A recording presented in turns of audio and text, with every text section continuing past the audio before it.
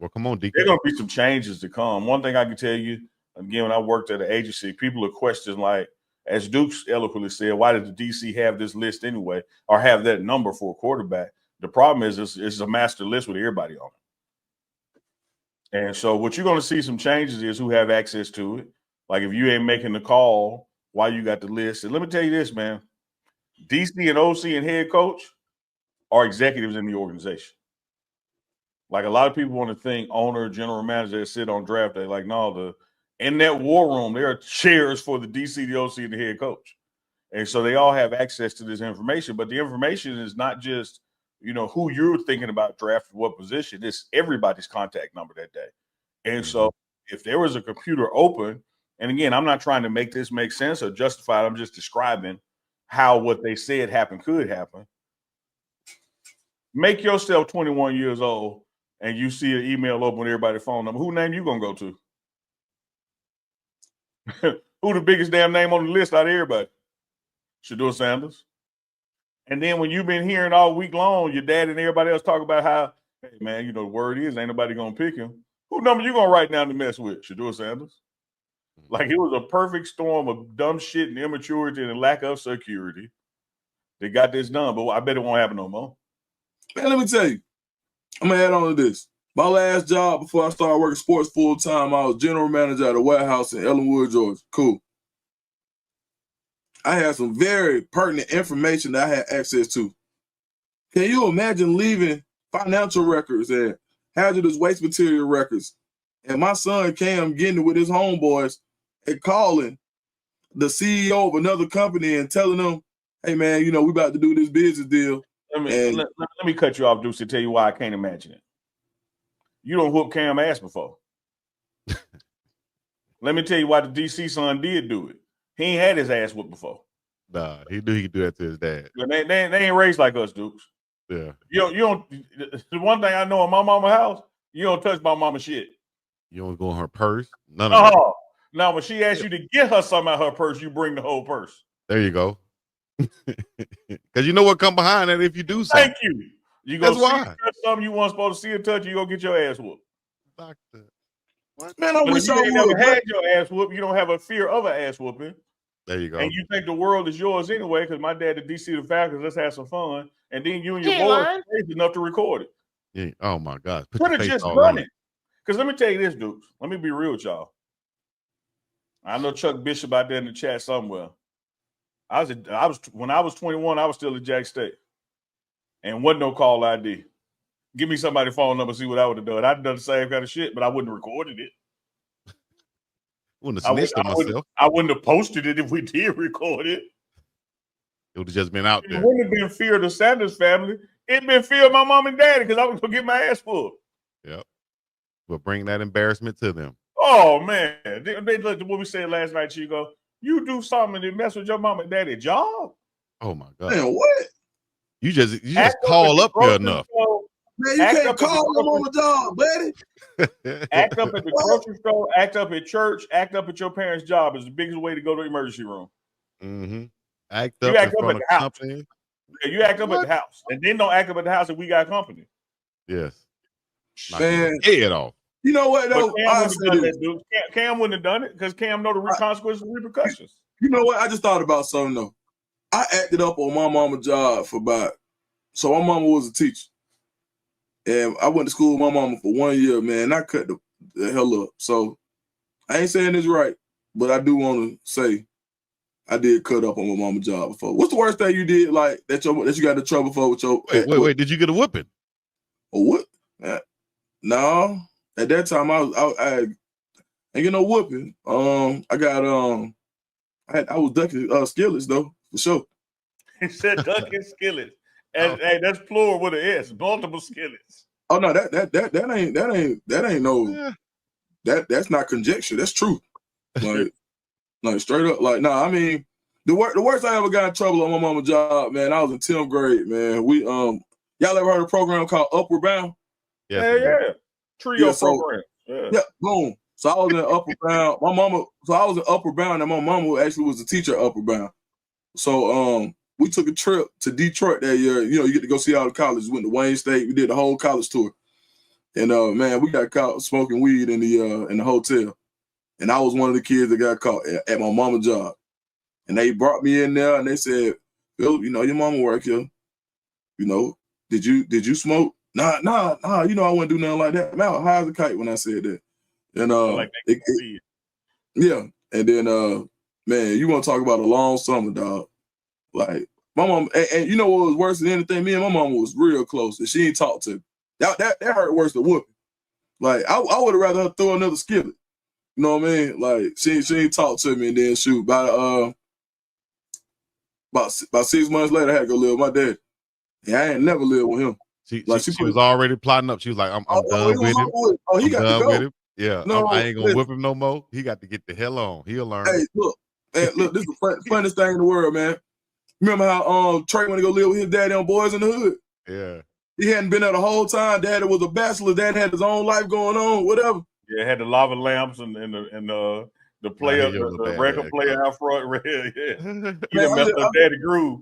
Man, what? That's that one time one time I lived with my daddy, man, was after I got caught smoking weed at Upper Bound. So I said all that to say, bro, it's repercussions and consequences when you do stuff on your parents' job. And when the whole world gets to see it, I just think it got to be something. Oops, I'm going to stand on it, 10 toes down. I'm going to say it again for the people in the back. Church, grocery store, their job. Throw your ass in one of them 3 places, and your ass going to get towed up at the house. Let me tell you this, dude. It's one thing to get a whooping by somebody you love. It's another thing to get a whooping by somebody you love with something you love. Neely, what do you mean with something you love? Glad you asked. Let me tell you.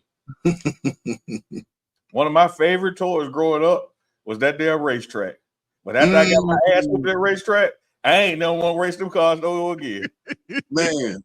How you gonna whoop my ass with the gift that you gave me? You gotta keep with the racetrack. I hated that damn racetrack after that, man. That thing was flexible. It cut that wind. Yeah. Oh man. Oh yeah. One of them kind. Oh yeah. Hot Wheels. You gonna learn at some point. And I don't know my mom. I don't know if I should tell this story about my mom and my brother, but maybe I should have just kept it anonymous. You said you told everybody your mama had a naked picture of Prince up. Like you can tell us this. You keep going back to that, dog. We talking about whoopings.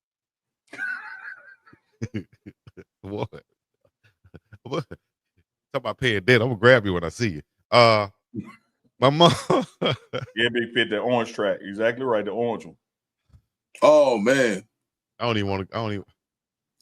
Hey man, that orange track could change trajectories in mid swing. Oh like, yeah, you come with it hard enough because it was doing this in there. That mother was like, boom, I know how they designed them bridges to sway in earthquakes. That was that orange track was like, it ain't just coming at you; it's doing this. Yeah.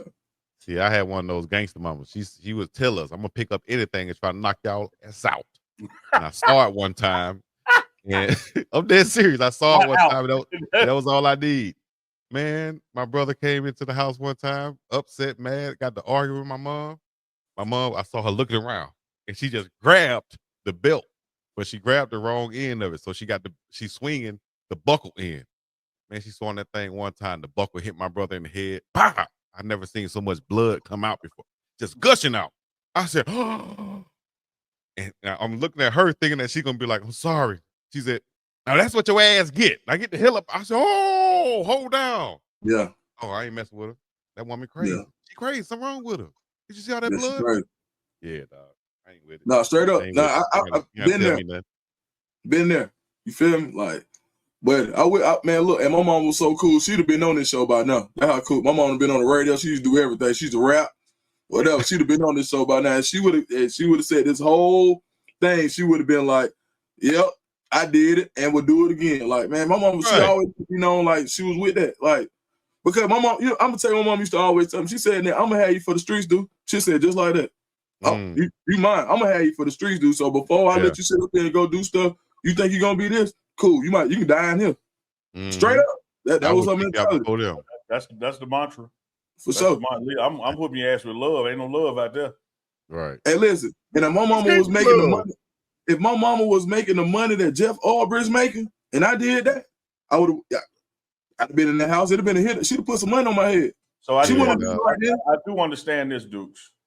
I do understand this, but I want to get to a place of discussion on it. We know that by admission, if nothing else, and must have been enough evidence there for them to admit, because you see him in the video. By admission, we know it's the defense coordinator, Atlanta Falcons' son, that got the number. But when we gonna hear something about the man who made the call and the cameraman?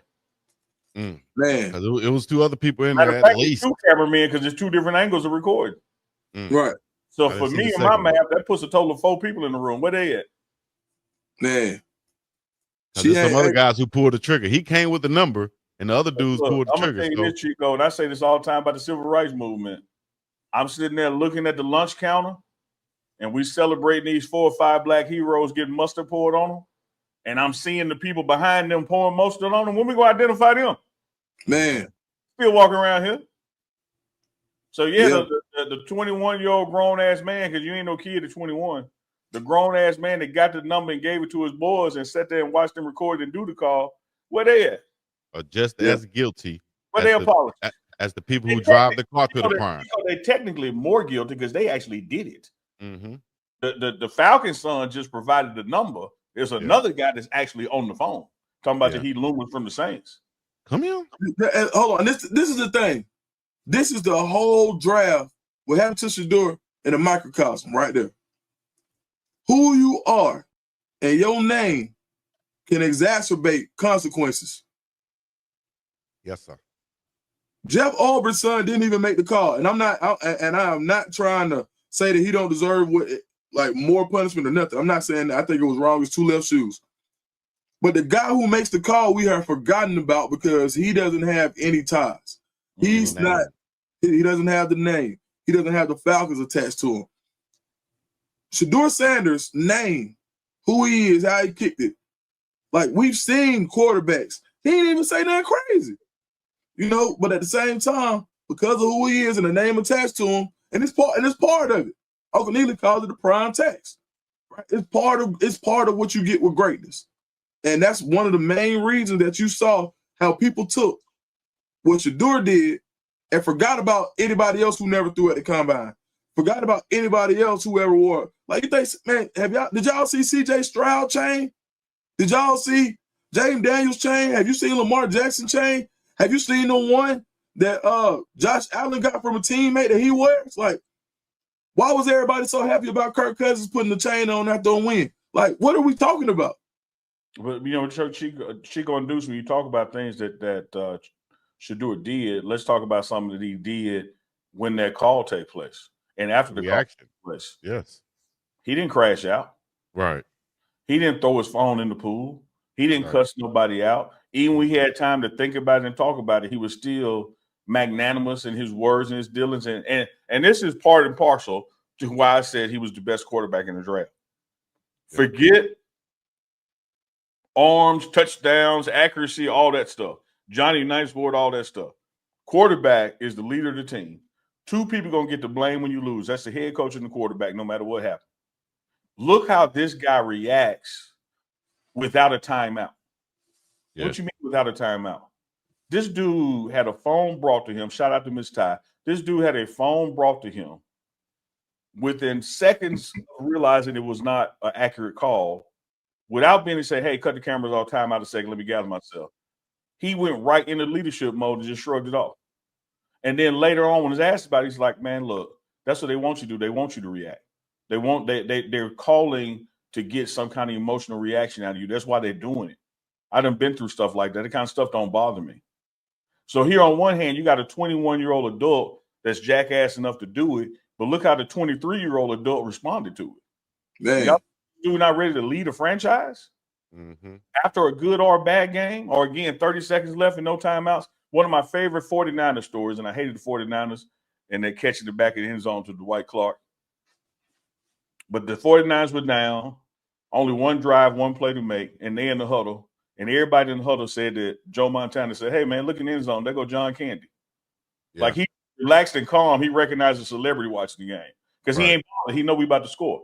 That's what you get in the Shedeur Sanders, man. Like, I think what he showed during that call, after that call, and even now a day after that call, just shows the kind of leader, training for leadership, scrutiny he's been under.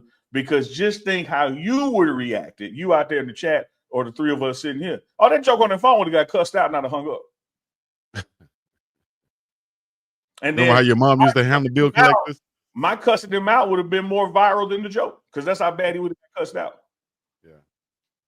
But look how he reacted. Because I'm telling you, man, these dudes have been built for this all of their lives. Cameras have been around. People have shot at them because of their last names and who they are and how they dress and what they get dropped off to school in.